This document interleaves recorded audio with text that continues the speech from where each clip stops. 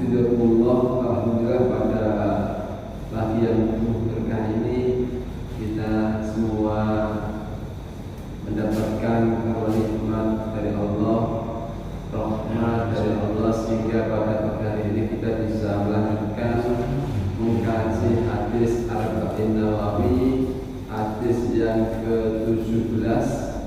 Sebelum kita mengkaji bersama-sama, mari kita awali dengan awal majlis. Bismillahirrahmanirrahim. Bismillahirrahmanirrahim. Allahumma inni a'udzubika an abdillah abdullah aw azilla aw uzalla aw abdima aw ulama aw ajhala aw yujhala aliyya Rabbi zidni ilma wa wasi'li fi rizqi wa barik li fima razaqtani waj'alni mahbuban fi qulubi ibadik wa azizan fi uyunihim waj'alni wajihan fi dunya wal akhirah wa minal muqarrabin ya kathirun nawal ya hasanal fi'al ya qaiman bila zawal ya mu'dilan bila misal falakal hamdu walakal minnatu walakal syarafu ala kulli hal wa sallallahu ala sayyidina Muhammad walhamdulillahi rabbil alamin. Selanjutnya mari kita baca bersama-sama hadis yang ke-17. An Abi Ya'la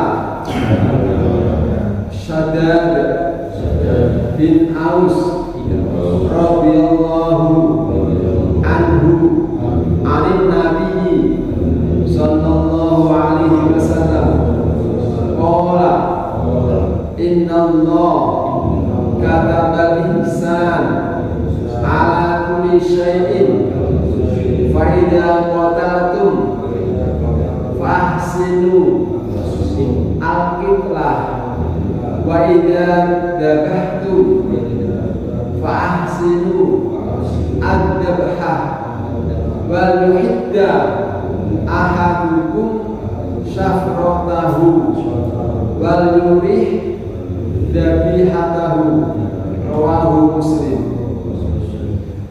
Baik Bapak Ibu hafizatullah, hadis yang ke-17 ini diceritakan oleh sahabat Abi Ya'la Shaddad bin Aus radhiyallahu anhu. Beliau juga mempunyai kunyah Abi Abdurrahman. Anin Nabi sallallahu alaihi wasallam, dari Nabi Muhammad sallallahu alaihi wasallam, beliau bersabda, Inna Allah katabal ihsan ala kulli syai'. Sesungguhnya Allah Subhanahu wa taala mewajibkan berbuat ihsan, berbuat baik atas segala hal. Allah memerintahkan kepada kita semua agar selalu berbuat baik dalam semua hal. Apakah berbuat baik terhadap diri kita sendiri, berbuat baik terhadap keluarga, anak, saudara kita, tetangga kita, sesama orang muslim, sama non-muslim. Allah memerintahkan kita untuk berbuat ihsan. Ihsan, berbuat baik terhadap kita sendiri. Contohnya dalam hadis, apa yang dimaksud dengan ihsan? Ihsan itu adalah anta'budallah ka'annaka taroh fa'illam takun tarohu fa'innahu yaroh. Ihsan itu engkau beribadah kepada Allah seakan-akan engkau melihatnya, meskipun engkau engkau tidak melihatnya, Allah akan melihat kalian. Berarti intinya apa kalau kita berbuat ihsan terhadap diri kita sendiri adalah taatillah, taat kepada Allah, melaksanakan semua yang diperintahkan Allah dan menjauhi semua larangan oleh Allah. Berbuat ihsan, berbuat baik terhadap diri kita sendiri, berbuat baik terhadap anak kita. Kalau kita punya anak juga diperintahkan untuk berbuat ihsan. Bagaimana ihsan kita terhadap anak kita? Yaitu berlaku adil, berlaku adil, memberi contoh yang baik, qudwah hasanah, uswah hasanah terhadap anak-anak kita, istri-istri kita. Harus juga kita selaku imam harus bisa memberi contoh yang baik terhadap anak kita, istri kita. Kalau kita memerintahkan anak kita sholat berjamaah, maka hanya kita lebih baik memberi contoh dengan sholat berjamaah di masjid. Itu namanya ihsan. Berbuat baik terhadap diri kita sendiri, saudara kita sendiri, anak kita sendiri. Lisanul hal afsahu afdalu min lisanil maqal. Lisanul hal, contoh perbuatan itu lebih baik daripada perkataan. Berarti amar ma'rufnya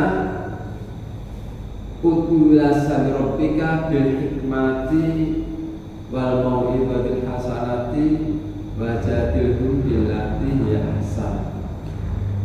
Berarti ketika kita menyuruh untuk berbuat baik, maka hendaknya kita sebaiknya memberi contoh kebaikan dulu pada orang yang kita ajak.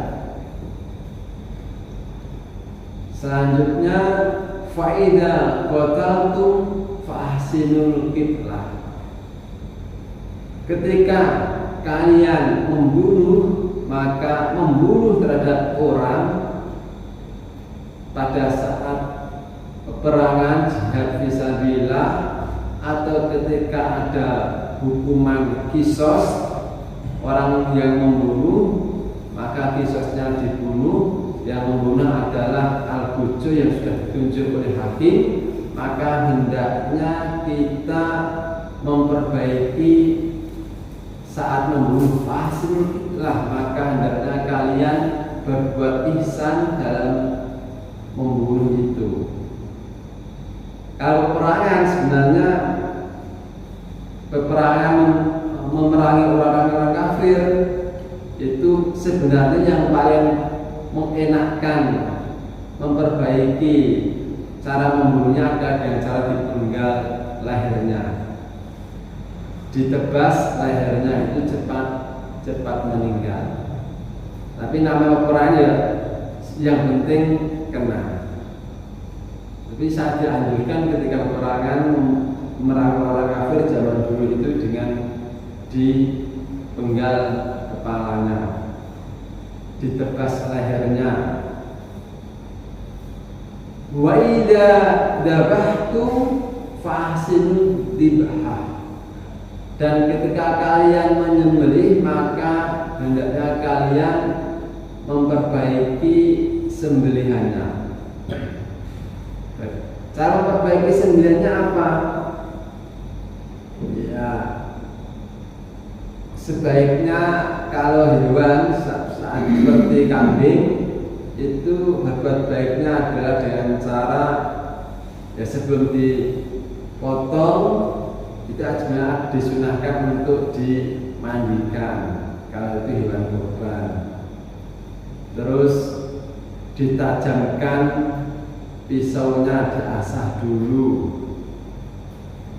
dikasih kalau hewan kurban biasanya dikalungi dengan bunga-bunga ronce. Kemudian ketika merobohkannya, hendaknya dirobohkan dengan yang enak di hadapan kiblat, kepalanya. Berarti mujur ke ngidul, di hadapan ke kiblat, kepalanya ada di sebelah selatan. Wa yuhidda ahadukum syafrotahu, dan hendaknya salah seorang dari kalian ketika ingin menyembelih hendaknya menajamkan pisaunya. Wa yurihda bihatahu, dan hendaknya kalian menyenangkan hewan yang disembelihnya. Berarti adab kita ketika kita mau menyembelih ayam atau menyembelih kambing, yang pertama hendaknya kita menajamkan pisaunya, diasah terlebih dahulu. Nanti ketika memotong lehernya hendaknya urat atau jalur makan minumnya harus terpotong, nggak boleh kiwir-kiwir, harus terpotong agar sah sembelihannya. Di samping itu biar cepat membunuhnya, biar cepat dia itu meninggal. Nggak boleh ketika kita mau menyembelih hewan binatang itu pedangnya diperlihatkan, dikelawe-kelawekan, diacung-acungkan biar tahu kambing ini atau ayam ini mau kita sembelih, kita perlihatkan ketajamannya, nggak boleh. Atau juga kita sebenarnya juga dianjurkan ketika mau menyembelih beberapa hewan itu hendaknya hewan yang tidak kita sembelih jangan sampai tahu terhadap hewan yang disembelih. Caranya gimana ya? Aturan seperti itu ya, disendirikan atau ditutupi agar hewan yang tidak disembelih tidak tahu hewan yang disembelih. Dan juga dianjurkan yurih dabi hatahu, dan hendaknya kalian mengenakkan hewan yang disembelih. Mengenakkannya gimana caranya? Menyenangkan hewan disembelih ketika merobohkannya ya. Kalau kambing yang mudah dirobohkan pelan-pelan, dijegal sudah bisa. Tapi kalau sapi agak berat, yang penting rubuh nggak masalah, karena membutuhkan tenaga yang banyak. Kemudian menyenangkan hewan yang disembelihnya, ya dihadapkan ke kiblat. Kemudian cara menyembelihnya harus memakai pisau yang tajam, jangan sampai pisaunya tumpul, karena dengan pisau yang tumpul itu bisa menyulitkan untuk pemotongan, menyulitkan untuk memotong urat-urat atau urat-urat nadinya, jalur tenggorokan, jalur makan minumnya mudah sulit untuk dipotong kalau memakai pedang yang tidak tajam. Baik Bapak Ibu hafidzakumullah, bahwa setiap orang mukmin kita diperintahkan untuk memperbanyak beramal soleh, berbuat ihsan terhadap semua apa yang ada di sekeliling kita. Ihsan ketika kita dianjurkan membunuh hewan-hewan binatang buas, juga kita dianjurkan untuk membunuh dengan cara ihsan. Seandainya ada tikus termasuk hewan perusak, diperbolehkan untuk dibunuh. Ular juga hewan yang berbisa, diperbolehkan untuk dibunuh. Cara membunuhnya dengan cara yang mungkin jangan sampai dibakar. Ya sebisanya dilempar atau dipukul, jangan dibunuh secara pelan-pelan, jangan dibunuh secara pelan-pelan. Bahwa Allah Subhanahu wa Ta'ala memiliki 100 rahmat, kasih sayang yang 99 rahmat kasih sayang Allah itu akan diberikan di akhirat nanti. Yang 1 rahmat itu diberikan pada semua makhluk yang ada di dunia. 1 rahmat diberikan semua makhluk yang ada di dunia, entah itu manusia, binatang, atau makhluk gaib, semuanya mendapatkan rahmat kasih sayang dari Allah Subhanahu wa Ta'ala. Yang 99 nanti akan diberikan pada di akhirat nanti. Contoh rahmatnya Allah Subhanahu wa Ta'ala diberikan kepada seorang, contoh aja ya, di dalam hadis ada seorang yang tunasusila, orang ya tunasusila. Ketika orang yang suka bergonta-ganti pasangan, suka berbuat maksiat, ketika dia orang wanita tunasusila atau seseorang yang suka bergonta-ganti pasangan, itu kan orangnya jelek, banyak dosanya. Ketika dia melihat anjing yang kehausan mau meninggal, anjing itu kan juga binatang najis, binatang buas termasuk. Kalau di hutan termasuk binatang buas, najis dan binatang buas.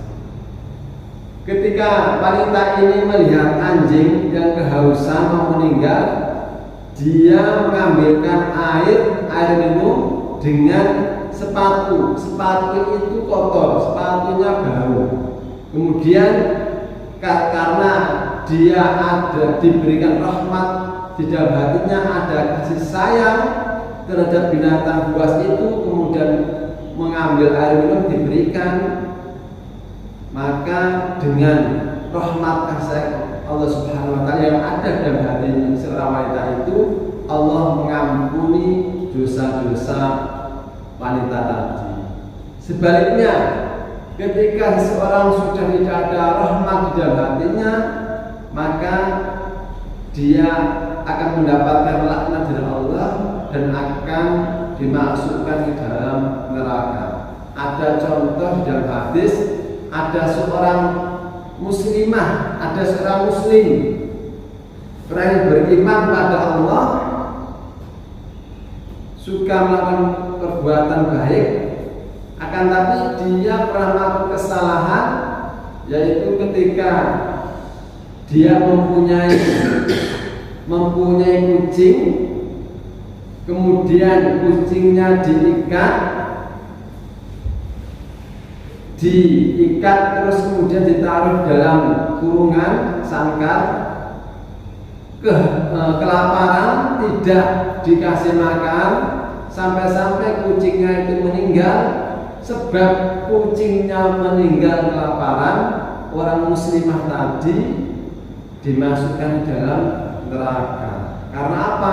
Karena di dalam hatinya tidak ada rahmat, kasih sayang, atau berbuat ihsan terhadap binatang.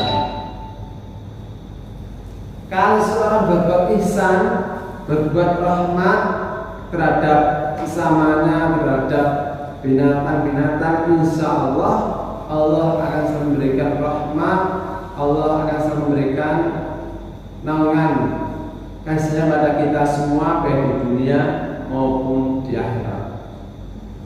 Contoh itu memberikan motivasi pada kita semua agar selalu memberikan berbuat baik, karena satu perbuatan baik kecil pun, kalau kita niati ikhlas, niati karena untuk mendapatkan ridha Allah Subhanahu wa taala, maka akan bernilai besar di sisi Allah Subhanahu wa taala, meskipun kita tidak menganggap hal itu penting. Contohnya ketika kita bertetangga mungkin memberikan minuman atau sayuran yang itu sudah biasa dilakukan, menurut dia tidak begitu penting, akan tapi di akhirat nanti itu sangat besar nilainya. Begitu juga ada perbuatan yang bisa membuat Allah murka, ada menurut kita perbuatan itu tidak penting. Ketika Allah sudah memurkai perbuatan itu, maka akan menjadikan besok di akhirat menjadi beban dan akan dimasukkan ke dalam neraka sebelum kita mendapat ampunan dari Allah Subhanahu wa taala. Contohnya kita mungkin pernah menyakiti tetangga kita, saudara kita, dan omongan gejolokan itu bagi kita tidak penting, kan, tapi kalau membuat sakit hati tetangga kita atau saudara kita atau teman kita dan gejolokan itu, maka Allah akan memurkai ada orang yang melakukan perbuatan. Baik Bapak Ibu hafizahumullah, inti dalam hadis yang ke-17 ini bahwa kita semua diperintahkan oleh Allah Subhanahu wa taala untuk selalu berbuat ihsan, berbuat baik terhadap semua hal. Apakah terhadap lingkungan kita? Caranya ihsan terhadap lingkungan kita apa? Ya, dengan dijaga kebersihannya, dengan sering dibersihkan lingkungan kita asri sehingga dipandang mengenakkan. Itu berbuat ihsan terhadap lingkungan. Karena semua hal yang ada di sekitar kita hendaknya kita lakukan dengan ihsan, berbuat baik agar semuanya mendapatkan ridho dari Allah Subhanahu wa taala, semua usaha kita dimudahkan, dan mudah-mudahan kita semua di akhirat nanti selalu mendapatkan tuntunan, mendapatkan maghfirah dan mendapat ridho dari Allah Subhanahu wa taala, mendapat syafaat dari baginda Rasulullah sallallahu alaihi wasallam, sehingga kita kelak di akhirat nanti berada di sisi Allah, berada di surga Allah dalam surga yang tinggi. Amin amin ya rabbal alamin. Mudah-mudahan hadis yang ke-17 ini kita bisa melaksanakannya, bisa mengamalkannya, sehingga kita termasuk orang-orang yang mendapatkan keberuntungan di dunia maupun di akhirat nanti. Amin amin ya rabbal alamin. Sedikit yang dapat kami sampaikan, mudah-mudahan bermanfaat. Mari kita tutup bersama-sama dan doa akhir majelis. Subhanallahumma wa bihamdik, asyhadu an la ilaha illa anta, astaghfiruka wa atubu ilaik. Wa sallallahu ala sayyidina Muhammad walhamdulillahirabbil alamin. Wa akhunikum wassalamu alaikum